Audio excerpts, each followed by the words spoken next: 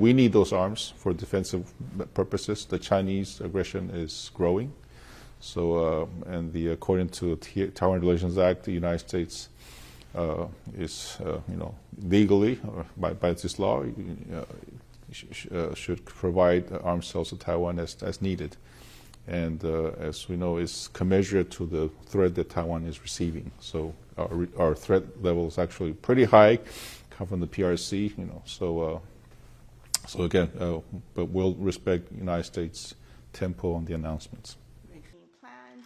Do you see that happen anytime soon before the first time? We're trying to increase our defense expenditure. We're trying to increase our ability to defend ourselves better and survive at times of crisis. I can only use my right hand. What I want to stress is that nothing has changed from the United States viewpoint and announcements.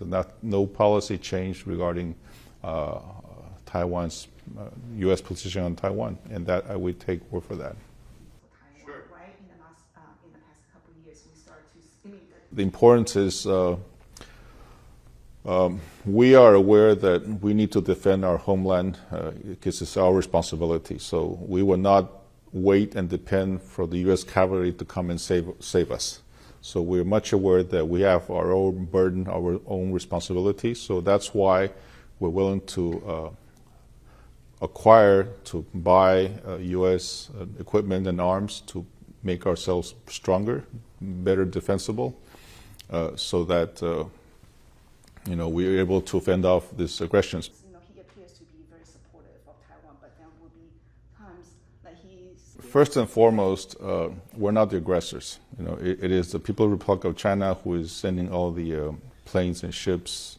They're the ones huffing and puffing. They're the ones who's trying to annihilate our freedom and democracy in Taiwan. Yeah, we've noticed some different ways of how the U.S. administration works, from the prior President Biden to the current one.